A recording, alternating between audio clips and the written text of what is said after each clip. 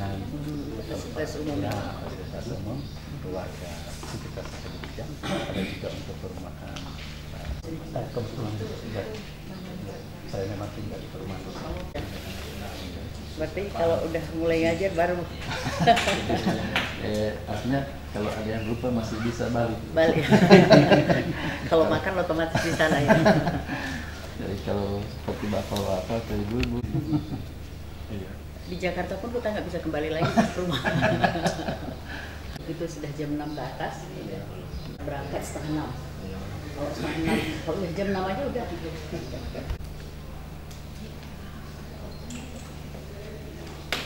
Otonomi daerah.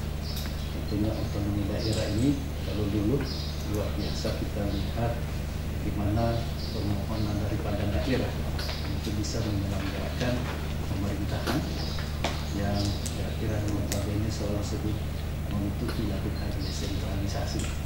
Tapi dengan perkembangan tentunya banyak sekali bisa kita lihat, bahkan sejumlah akan pengamat mengamati bahwa akan terjadi banyak yang tidak mungkin sesuai dengan semangat atau spirit daripada desentralisasi dalam hal ini otonomi daerah.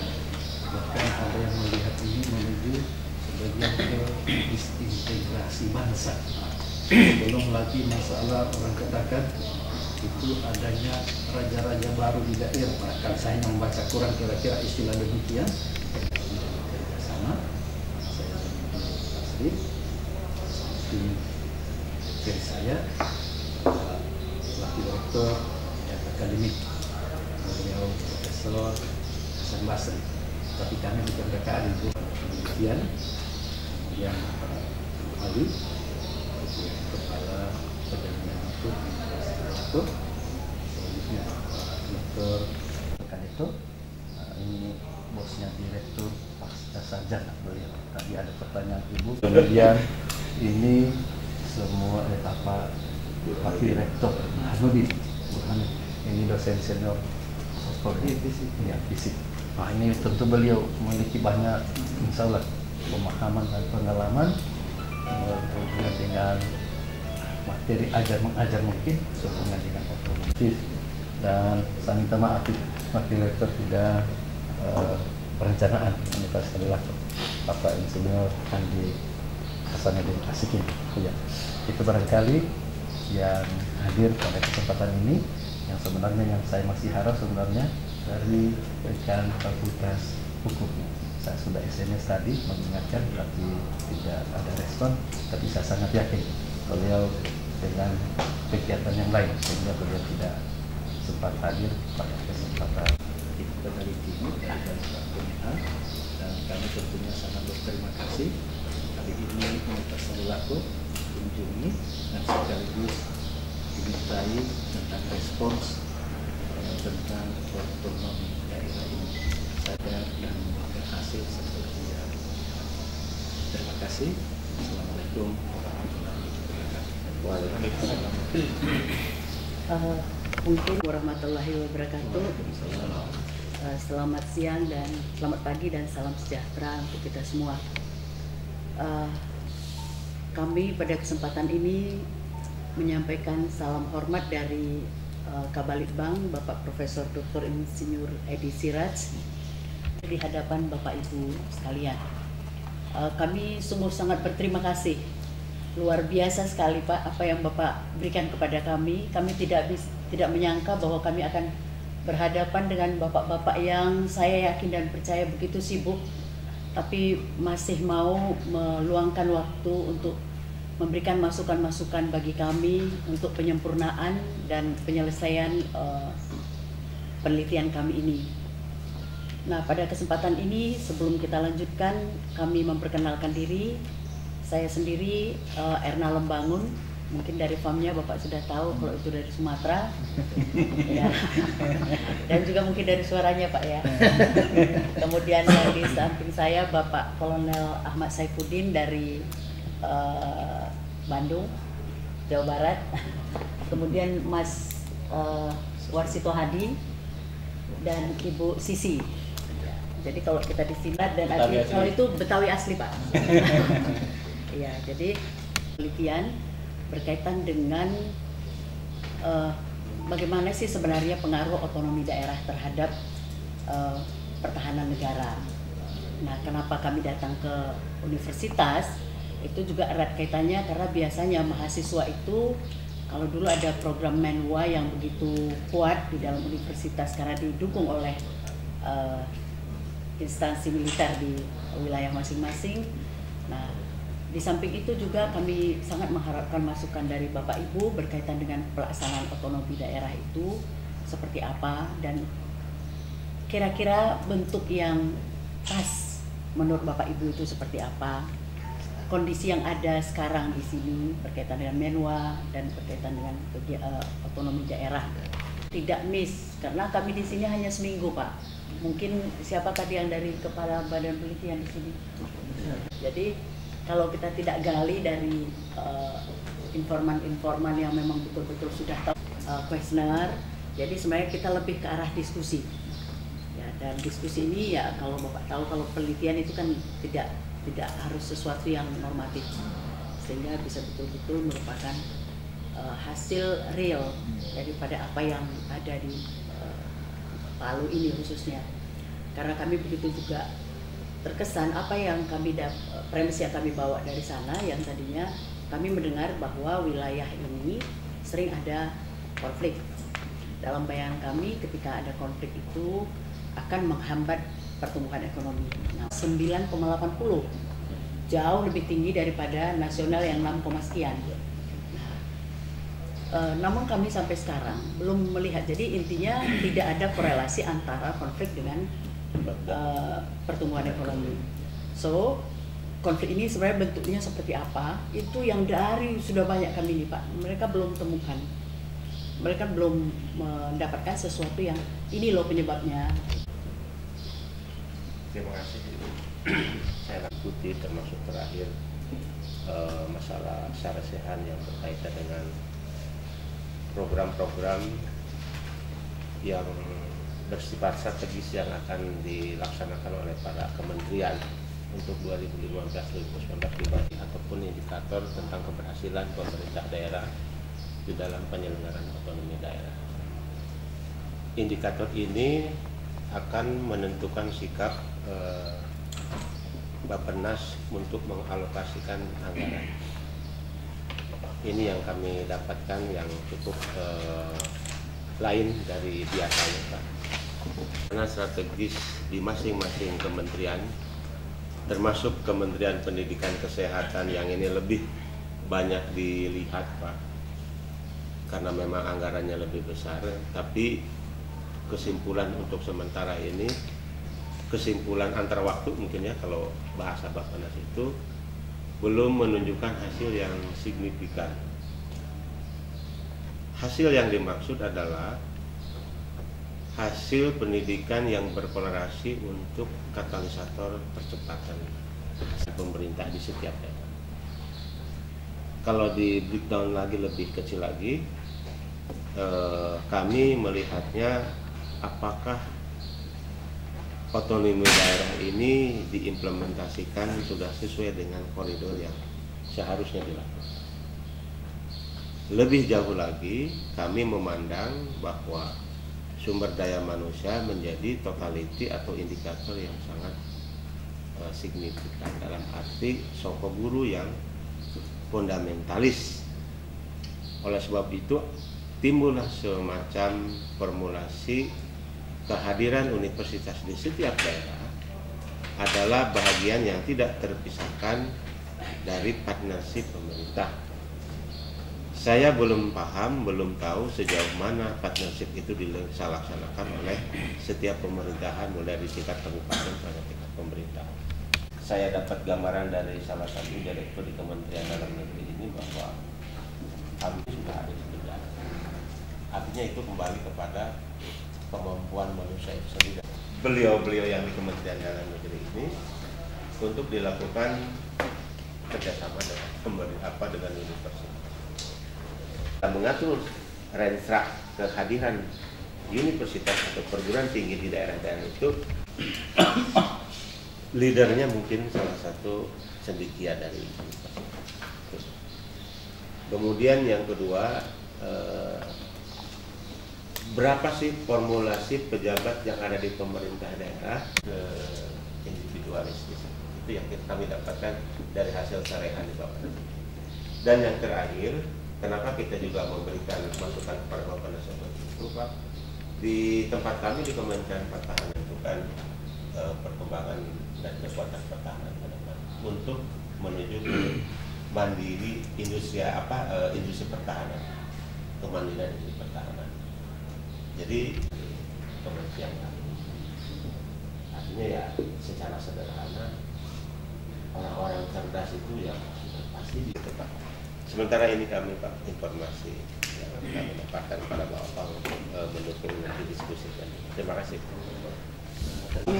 Hasil-hasilnya kali ini sambil dilihat-lihat sambil kita berdiskusi, yang jelas itu dari lembaran angket dan pertanyaan itu sudah diisi oleh dari teman-teman.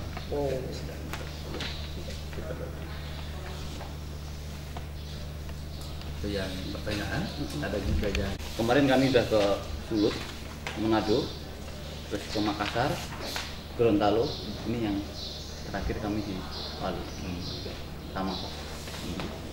Seperti tadi disampaikan dari Bapak, Mat ke Ibu, intinya kami ingin menerima masukan yang lebih banyak dari Bapak tentang kawasan otonomi daerah.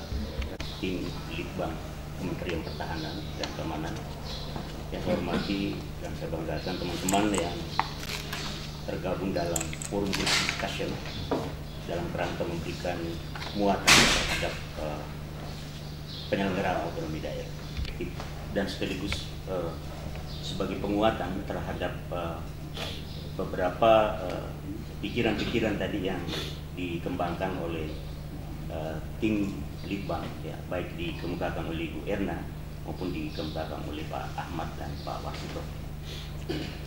Nah, seperti kita ketahui bahwa secara filosofis memang penyelenggaraan otonomi daerah itu baik diatur dalam Undang-Undang Nomor 2299 maupun Undang-Undang 32 2004 itu sebenarnya arahnya itu adalah dalam rangka peningkatan kesejahteraan masyarakat, ya. Bagaimana memberikan pelayanan publik yang baik dalam kerangka peningkatan kesejahteraan masyarakat. Dalam perjalanan otonomi daerah ini cenderung mengalami berbagai distorsi, ya. Tadi juga Ibu Erna menyampaikan itu, dan tataran implementasinya ini, utamanya aktor-aktor implementasi itu, ya, cenderung juga tidak memiliki political commitment, ya, konsistensi dalam hal penyelenggaraan itu, ya. Sehingga saya bisa katakan bahwa peran-peran elit politik dan elit birokrasi yang lebih dominan dalam rangka penyelenggaraan otonomi daerah itu yang menyebabkan penyelenggaraan otonomi daerah cenderung bias, ya, artinya tidak sesuai dengan sasaran yang diharapkan itu. Ya, tadi Pak Warik keempat juga menyampaikan bahwa kecenderungan munculnya raja-raja kecil di daerah itu memang juga realitas. Kecenderungan munculnya politik dinasti misalnya itu juga realitas yang tidak bisa dimungkiri itu, ya. Nah, oleh karena itu menurut saya ini memang perlu ada sebuah regulasi ini untuk mengatur ini. Peran elit birokrasi itu tidak terlalu dominan itu, ya. Pendistribusian kewenangan penting kalau menurut saya, Pak. Ya. Secara politik kan sebenarnya itu jabatan sekretaris daerah seharusnya harus difungsikan itu.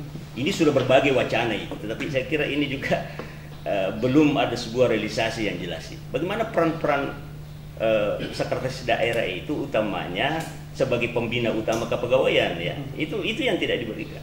Sehingga otoritas penuh memang kepala daerah, pimpinan daerah di mana-mana, bukan hanya di Sulawesi Tengah, di daerah lain seperti itu. Ya, seperti yang berkembang ada raja-raja kecil muncul, ya, yang disitu. Hanya saja memang yang menjadi persoalan PP 41 2007 itu, yang itu juga yang mengganjal teman-teman, karena dia mengatakan di situ minimal dia eselon 2B dan lain sebagainya. Di pemikir memberi muatan, tidak ada. Jadi di gubernur itu, Pak, yang saya tahu, saya dulu memang waktu periode Pak Peliuju ada beberapa dari akademisi. Sekarang tidak ada lagi dari akademisi. Pak Elim dia di jajaran asisten 2 sekarang, Pak. Dulu di staf ahli, sekarang digiring ke. Padahal sebenarnya kita lebih berharap dia di posisi staf ahli itu untuk mencoba share itu terhadap berbagai kebijakan-kebijakan yang akan dikembangkan. Tetapi itu tadi Pak, ya ada orang yang berbeda pilihan politik, ya digiringlah ke staf ahli untuk menunggu pensiun. Itu kan kebijakan. Makanya tadi saya katakan Pak, ini soal political commitment saja. Ya, dari tataran teori, dari tataran konsepsional ya sudah cukup banyak kita diskusikan ya. Tapi bagaimana mendorong kesadaran pimpinan daerah itu untuk memiliki political commitment yang bagus itu ya. Karena kalau tidak ini hanya berputar-putar ya. Ya, dilema Anas juga saya kemukakan kemarin itu Pak. Waktu dia datang soal konflik itu, saya bilang ini Pak, kalau tidak ada political commitment dari pimpinan daerah, seperti misalnya tidak menciptakan efek jera bagi yang berkonflik berbagai unsur ya, unsur kepolisian, apa ya, yang menjadi penegak hukum di situ, ya untuk usus konflik. Gitu, ya. Kalau yang lainnya saya kira ini yang tadi yang Pak dan Ibu dari tim Kementerian Pertahanan dari Jakarta, mari unsur pimpinan dan dosen yang diundang untuk menghadiri. Ya, efektif berjalan Undang-Undang 32 tahun 2004 sampai sekarang sudah 9 tahun usianya dan memang saatnya sudah harus dievaluasi. Saya juga memohon selama ini Pak, Ibu, tim kerjasama yang kita bangun itu hanya dari Kemendiknas yang memang kami punya link ke sana, LIPI, Ristek, daerah tertinggal, transmigrasi, Kementerian Kesehatan. Tapi mungkin selama ini saya mengharap selama saya jadi ketua lembaga penelitian dari Kementerian Pertahanan itu tertutup sehingga tidak pernah kita melakukan kerjasama dalam bentuk penelitian. Apakah itu kerjasama yang sifatnya memang diswakelolakan atau bentuk lain. Jadi saya mengharap barangkali ke depan Ibu dan Bapak yang dari sini bisa menyampaikan ke Kalitbangnya agar bisa dibangun kerjasama dalam bentuk apa saja yang berkaitan dengan masalah bangsa dan negara. Sebagai agama peradilan, tetap keuangan. Tapi apa yang terjadi sekarang? Mungkin Departemen Pertahanan perlu memikirkan urusan-urusan apa yang dalam kaitannya dengan keamanan yang juga harus diberikan ke daerah. Sehingga melahirkan suatu konsep yang paripurna otonomi seperti apa.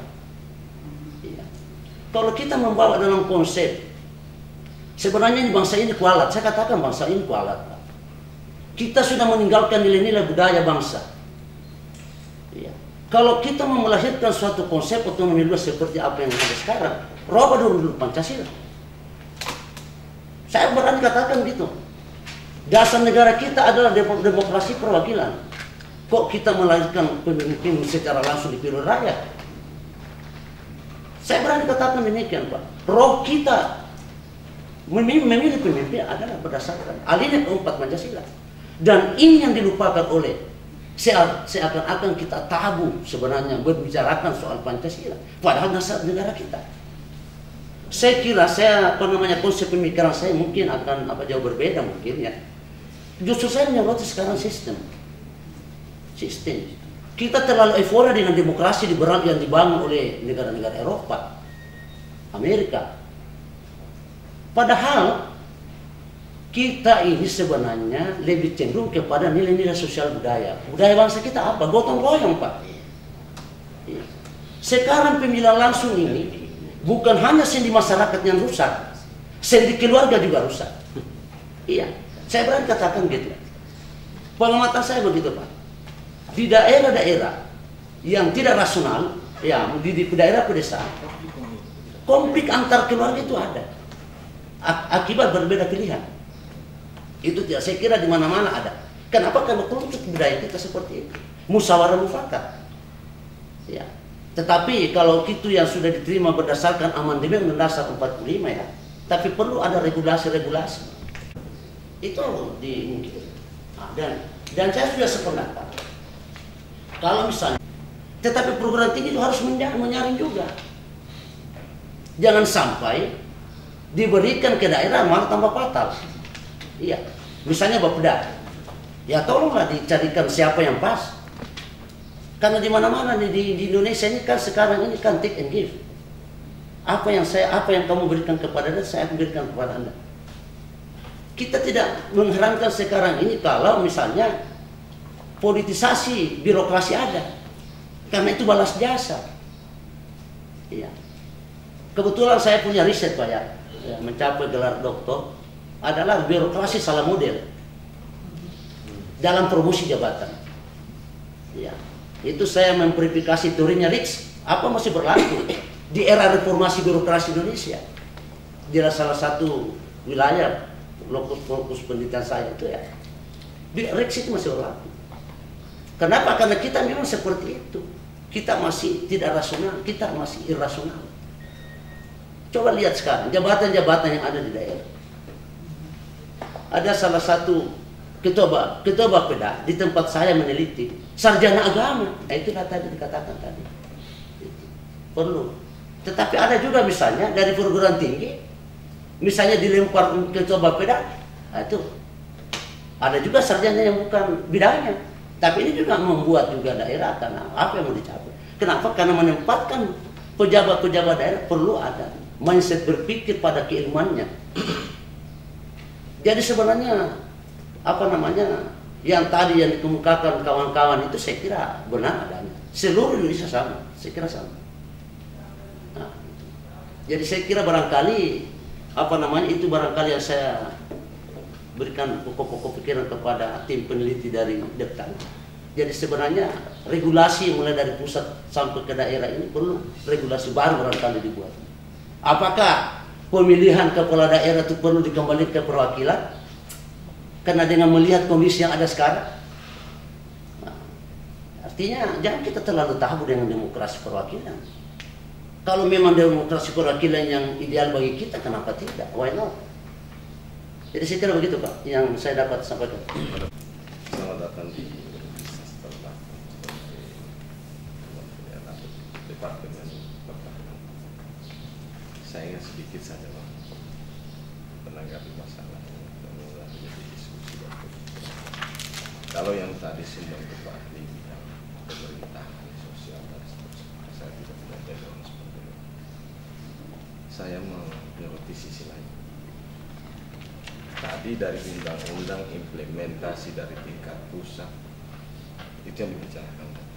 Saya adalah saya meyakini kalau tadi itu konsep dari awal perencanaan pembangunan dipegang oleh birokrasi dan seterusnya, itu mungkin juga rumit dari cerita tadi Pak. Sekarang ini dengan adanya peningkatan pengawasan di tingkat atas justru lagi bocor di bawah di tatanan implementasi pelaksanaan pembangunan di masyarakat. Sementara seluruh muara dari apa yang direncanakan di atas itu adalah bagaimana sebesar-besarnya dirasakan oleh masyarakat. Nah, ini kelupaan Pak. Yang mengawasi tentang yang mau dirasakan pembangunan di masyarakat itu yang awasi sekarang itu ada LSM, ada NGO, ada yayasan sosial, ada DPR dari fungsinya, dan aparatur struktural. Saya ingin koreksi nih Pak. LSM ini juga mau cari hidup Pak. Dua kan pencitraan dan hidup yang menurut saya. Yang kedua adalah yayasan sosial. Yayasan sosial itu kan urusannya bukan teknis pembangunan. Yang berikutnya fungsi DPR Pak. DPR itu juga keterbatasan sumber daya manusia. Saya pernah bicara soal konsep teknis pembangunan pertanian khususnya bidang peternakan. Sudah setengah mati saya buatkan konsep. Ketika disebenarkan di DPR, dia minta 3 hari mau ditelaah. Apa kapan itu implementasi karena bukan bidangnya. Nah ini juga dijadikan pengawasan di dalam. Yang terakhir itu aparatur struktural. Aparatur struktural pengawas langsung oleh perpanjangan pemerintah di daerah. Dia sudah kalang kabut di kantornya, dia cari di masyarakat Pak. Dia terakhir dia tidak suka karena cara dia bukan ahli itu yang melaksanakan. Banyak Pak proyek PNPM itu menjadikan gesekan di daerah. Proyek apa yang ada di masyarakat yang dikerjakan langsung. Itu bakal ada perkelahian di daerah itu justru itu Pak. Sama-sama pelaksanaan yang tidak teknis diserahkan oleh masyarakat yang mempunyai kekuatan dengan kepala daerah dengan camat mendapatkan proyek di daerah. Itu membawa gerbong di belakang. Dibonceng lagi urusan politik, terjadilah kekuatan-kekuatan di masyarakat yang terjadi konflik yang ada ke masyarakat, wah itu yang tidak ada. Dipercayakan pada PIM. Nah ini akhirnya dua-dua terjadi pengawasan yang baik. Masyarakat juga bisa mendapatkan hasil yang baik. Ini hanya satu buah pemikiran. Kita kadang lupa yang saya itu berarti saya lari dari mazhab ilmu. Itu tanggung jawab moral kita. Itu kira-kira Pak. Tidak, saya minta juga orang perguruan tinggi tidak boleh terlibat di dalam keuangan itu. Dalam proyek itu tidak. Lain-lain sarana jalan yang dilakukan oleh masyarakat yang tidak tahu apa-apa, yang cuma diserahkan rak dari atas, dia sendiri tidak tahu teknis. Di situ terjadi gesekan di masyarakat. Banyak Pak, cuma karena si haji ini borong ini karena dia kuasa di situ, yang lain akhirnya itu bukan kalau itu salah. Ya, kira-kira. Terima kasih. Assalamualaikum.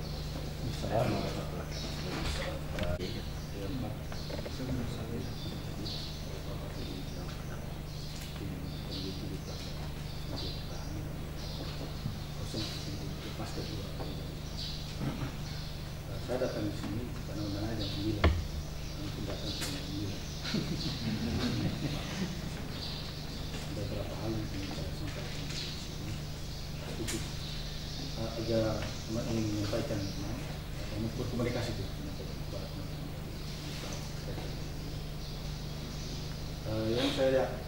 yang pertama saya pasti penelitian ini polisi riset. Jadi penelitian praktis, bukan akademik atau scientific riset. Jadi saya tidak bicara terlalu teoritik. Dan jelas tahun 2006 saya oleh Kasat itu diundang ceramah di Seskoat. Itu berbicara otonomi daerah dan federasi nasional.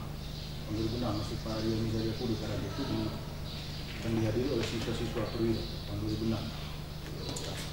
Pas fokus berkaitan dengan ini. Adalah dalam konteks strategis negara kita, pilihan-pilihan politik kebijakan sentralisasi itu adalah pilihan pasti.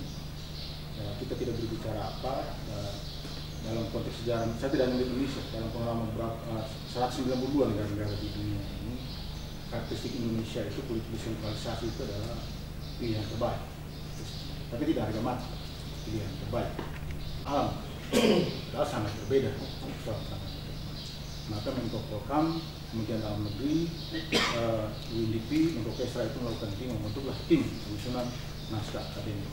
Kemarin saya jadi ketua tim nasional naskah akademik undang-undang konflik itu. Sehingga dalam naskah akademik konflik satu-satunya universitas disebut ke dalam naskah itu universitas terlaku, dalam naskah undang-undang konflik universitas terlaku. Karena memang roh itu kita coba ke undang-undang penanganan konflik kemarin. Saya ingin sampaikan beberapa hal berkaitan dengan otonomi daerah. Saya membaca lagi naskah pada saat penyusun itu membuat Pancasila itu kan sebatu. Jadi tidak menetapkan dibilang tidak langsung sebenarnya. Itu ada beberapa penyusun asli saya gali kenapa lahir Pancasila itu. Jadi tidak seperti itu, sangat-sangat terbuka sebenarnya berkaitan itu. Nah, yang ingin dilihat teman-teman kalau pikiran saya sebenarnya melihat otonomi daerah ini merentangkan persoalan pertahanan keamanan nasional. Kemudian hubungan pertahanan nasional dengan otonomi daerah, kan mau dilihat seperti itu. Nah, dalam konteks keamanan modern itu kan ancaman kita tidak dari luar negeri lagi. Persoalan-persoalan konflik internal, persoalan-persoalan ideologi baru, persepsi lokal, persoalan-persoalan respon dia terhadap pemerintahan yang ada, itu sebenarnya ancaman nasional kita. Tidak lagi kita takut dengan Amerika. Australia itu kecil Pak, tidak menjadi persoalan pertahanan keamanan besar, tidak terlalu penting. Yang kita di Indonesia itu adalah persoalan-persoalan di tingkat lokal sebenarnya. Nah, ada beberapa garis besar saya. Jadi tentang pemetaan konflik di Indonesia dan di swastanya, saya bisa kirim email ke teman-teman. Itu sudah petahkan sebenarnya, sudah teruji, kemudian itu menjadi pasal dalam undang konflik sebenarnya.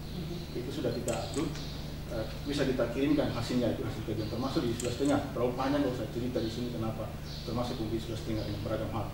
Karena berbicara konflik Pak harus hati-hati. Kita harus melihat konflik dalam peristiwa mana itu tidak terbuka sebenarnya. Nah, dalam itu kita dalam keliru kita mentransformasi sistem politik, sistem pemerintahan kita. Tidak ada yang lupa kita. Kita lupa dengan sistem sejarah, sistem budaya kita.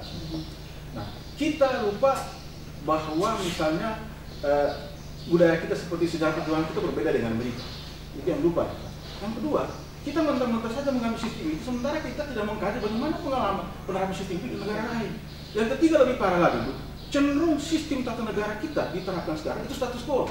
Siapa partai berkuasa sekarang? Sistem politik apa yang tidak pertahankan agar mereka tetap duduk ke depan. Transaksinya di situ seluruh Indonesia terjadi sebenarnya. Tidak mau berubah. Coba kalau misalnya pilkada itu, yang saya ingin tegaskan di sini Pak, konflik pemilu tidak berkait dengan sistem pemilu. Jadi konflik itu bukan karena sistem pemilu langsung, keliru itu. Semua yang kita teliti, saya tidak hanya di Indonesia, kumpulan beberapa negara, itu tidak berkait pada dengan sistem pemilu. Itu tidak berkait. Jadi tidak ada kaitan sama sekali karena pilkada langsung berkonflik. Yang bermasalah itu sistem politiknya, sistem hukumnya berkaitan dengan pemiluan, mengadopsi ideologi pemilu itu yang keliru sebenarnya. Jadi bukan pilkada langsungnya. Kalau ada konflik kemarin pilkada, orang berkelahi, bukan karena pilkadanya bermasalah Pak. Yang pertama, yang banyak masuk perkara dari sekian ratus perkara di PMK kalau dia mati, itu berkaitan dengan tidak adanya integritas dan profesionalitas penyelenggara pemilu. Itu Pak, jadi persoalan. Nah, kenapa pemilu pilkada setelah terpilih kepala daerah banyak korupsi Pak? Salahnya lagi di awalnya. Undang-undang sistem politik kita, pemilihan kita itu Pak. Anggota DPR tidak mau mengatakan seorang calon Pak. Kalau mencalonkan apakah baik legislatif maupun kepala daerah, dia harus bayar ke partai Pak. Di Amerika tidak, dengan tidak bayar. Ada proses konvensi untuk rekrut. Di kita tidak ada, siapa bayar banyak itu menjadi kandidat. Terserah dia menang atau tidak. Sampai sekarang tidak pernah ada undang-undang politik kita, undang-undang rekrutmen pimpinan kita mengatakan rekrutmen legislatif, rekrutmen kepala daerah atau presiden tidak boleh membayar partai. Pada saat terdapat dia ada transaksi, itu diskualifikasi partai. Itu pernah ada Pak, kalau mau jujur buat seperti itu. Ini terjadi tidak, itu menjadi persoalan. Sehingga orang pada saat terpilih, seorang terpilih itu Pak, pada saat terpilih menjadi kepala daerah atau presiden, 4 kursi saya katakan menjadi dilematis bagi dia. 1 kursi konsultan yang memilih dia, berapa persen harusnya dia keberpihakan ke situ. Nah, 1 kursi partai atau tim suksesnya, 1 kursi partai yang memiliki dia, apa tanggung jawabnya ke dia, balas budinya, 1 kakinya itu berpikir tentang keluarganya, 1 tentang penyandang dana, 4 kursi itu jadi dalam kursi kekuasaan. Seorang di sini, ya. Jadi saya tidak terlalu jauh berbicara ke banyak hal. Ya, saya setuju dengan statement itu, bukan statementnya, dengan dari data yang diperoleh itu. Kecuali tahun 98 sampai sekitar 2005 lah kemarin, ketika konflik Poso itu memang lumpuh Sulawesi Tengah secara ekonomi. Ya. Karena konflik konflik memang seperti yang di Poso. Kalau yang ini sebenarnya hanya kelas tawuran saja. Ya, hanya tawuran saja antar kelompok, tidak sampai kalau perkelahian. Ya. Jadi kalau konflik yang sesungguhnya hanya di Poso yang lalu terjadi. Tetapi memang dampaknya secara ekonomi memang lumpuh, dan setelah pulih dari pengaruh konflik itu Sulawesi Tengah kemudian seperti dipompa saja itu meningkat ekonominya bagus. Ya, saya sependapat dengan data yang dilansir itu. Yang kemudian mengenai integrasi nasional, ya saya pikir di Indonesia sampai dunia kiamat Indonesia akan tetap butuh ini. Kalaupun agak ada riak-riak, saya pikir itu biasa Pak, kita masih semua belajar demokrasi. Nah, apalagi otonomi daerah ini memang banyak kekurangan, dan ya meskipun tidak dipungkiri bahwa banyak juga kemudahan-kemudahan karena layanan masyarakat bisa berpindah menjadi lebih dekat. Ya, tetapi kalau penyakitnya yang Bapak Ibu mau telusuri, ya kurang lebih juga sama dengan di pusat sana. Ya, yang pertama saya melihat bahwa kepastian karir kita yang terlibat mengurusi negara ini yang tidak jelas. Tadi diwacanakan hanya di sekitar karir itu yang tidak ada. Artinya begini, mungkin ini perlu jadi bahan renungan. Kalau memilih karir di politik, dia start dari mana dan akan mentok di mana gitu. Ya. Memilih karir di profesional, dari mana akan mentok di mana. Jangan di sana itu enak betul. Ya. Baru rekrutmen politisi sekarang kan seperti yang kita lihat. Artinya kita tidak meremehkan, tetapi sebagian besar seperti itu. Ya, kita, wah, tiba-tiba jadi menteri, nah, dan seterusnya. Yang bisa berdampak kepada peningkatan kapasitas sumber daya manusia kita. Ya, kan kita ini kan tidak ada yang Superman, jadi bisa untuk semua. Airku Indonesia. Negerimu Memadu cinta. Lebih bagus di situ. Kalau kita mulai dengan cerita lagu itu yang membuat kita jadi satu katanya. Basis historikal mau dipakai sebagai pemicu, ada basis-basis historis yang coba diangkat. Uraian saya, Bu, tidak mungkin berbicara panjang kecuali pointers. Mungkin dari pointers itu yang mau dielaborasi, kita akan lakukan itu. Saya coba dengan model seperti itu kali. Itu pertama. Yang kedua, kalau research ini sebagai ikhtiar dari manusia, dan biasanya katanya ikhtiar manusia itu menuju kepada paling tidak dua poros: ikhtiar untuk mengubah pemikiran atau ikhtiar mau mengubah keadaan. Jadi riset ini kemana sebenarnya? Mau mengubah keadaan atau mengubah pemikiran? Karena ada di sana Prabu. Dari yang berkembang beberapa menit sudah berjalan 1 jam. Kan ada di hulu dan hilir, sistem dan manusia. Kalau poin-poin mau dibawa ke direct forum, tapi saya ingin pembicaranya kalau mau berangkat dari yang tadi, seperti sistem, kita sudah bilang sistem punya catatan serius, kita punya cerita. Nah, yang tadi sudah cerita, makanya dia bentuknya pointer saja. Tapi soal manusia, saya minta diizinkan komentar sedikit. Selo Sumarjan itu saat saya masih SMA, baca tulisannya. Orang kadang-kadang membaca naskah, membaca kata-katanya. Sampai dengan 500 halaman mungkin ada orang mampu menghafal. Kalau dia muslim, dia menjadi hafiz Quran. Tapi persoalannya paradigmnya dia tangkap atau tidak. Dalam satu kata apa? Ini yang kemudian Selo Sumarjan sebutkan. Jauh lagi.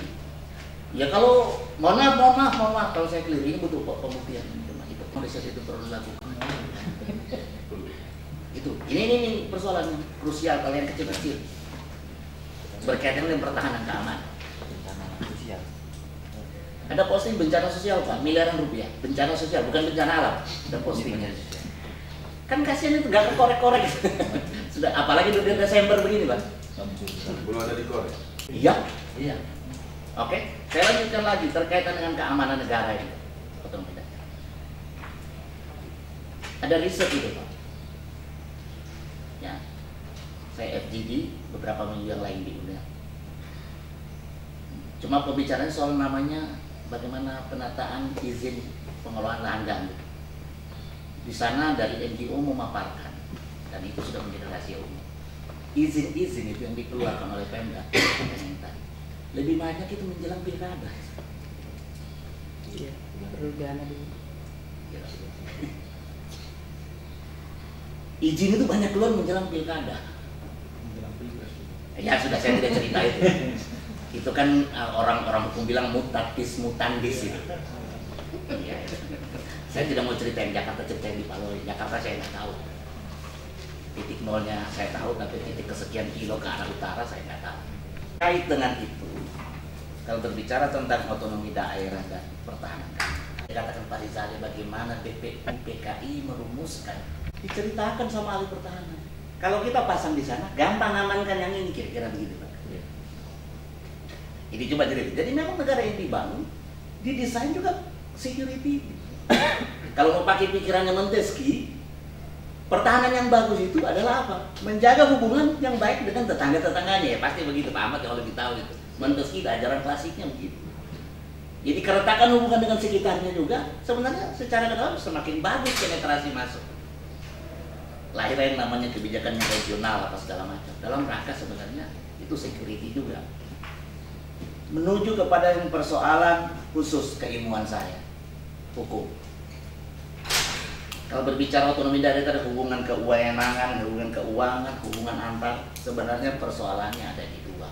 Kalau Pak Rizali bilang ada yang namanya, sebaiknya ada yang namanya asimetris dari yang suatu peraturan hendaknya diperhatikan apa yang disebutkan oleh Alan Kelsen.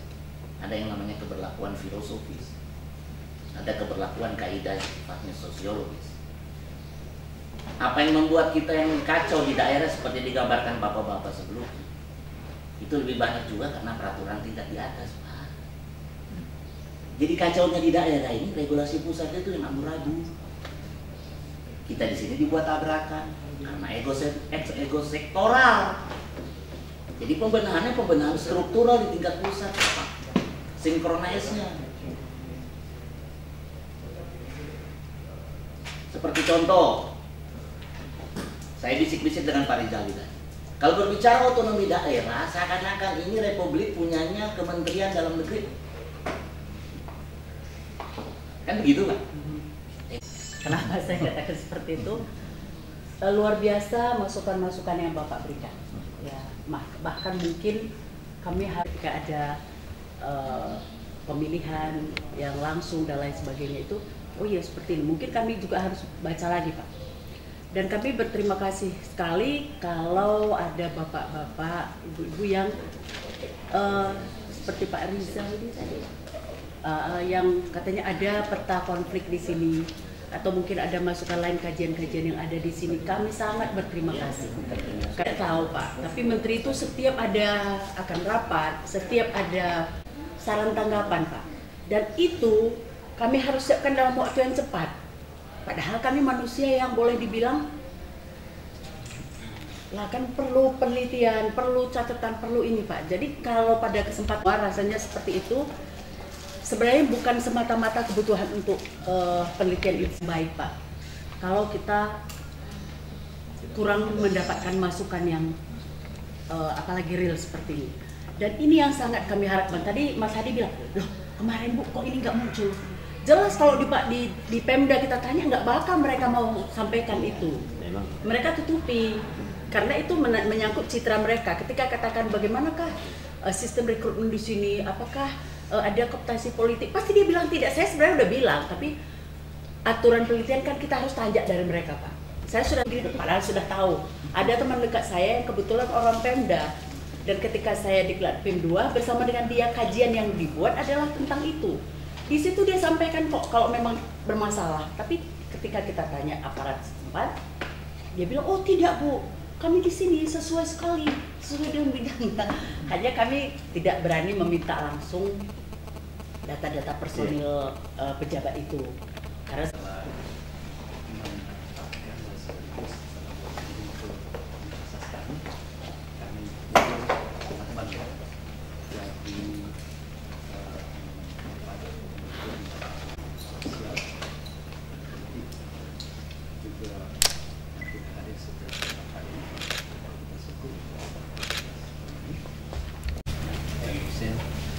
bersedia menjadi responden dalam pengisian angket yang telah kita isi beberapa waktu yang lalu.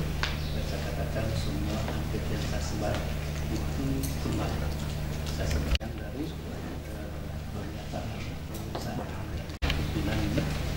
Semoga dengan pertemuan ini akan tidak lanjut dalam bentuk penelitian bersama yang akan kita lakukan dalam bentuk kerjasama dalam bentuk jelas kami bagaimana dengan pilihan pembuatan dalam hal ini pelaksanaan penelitian tentunya, dan ini hampir semua kementerian yang berkunjung ke Kominfo selalu kami bersedia dan menawarkan diri dalam kerangka kerjasama yang bisa kami laksanakan sesuai dengan pengembangan pada kami, dan semoga Bapak dan Ibu sekalian bisa melaksanakan bijaksana ini dengan baik dan aman dan semestinya, dan pada akhirnya selamat sampai tujuan.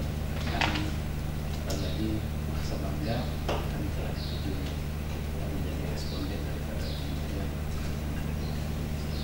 Bapak dan Ibu sekalian, dengan pada usul program, alhamdulillah alamin, saya katakan ini berakhir dan selesai. Wabillahi taufiq wal hidayah. Assalamualaikum warahmatullahi wabarakatuh.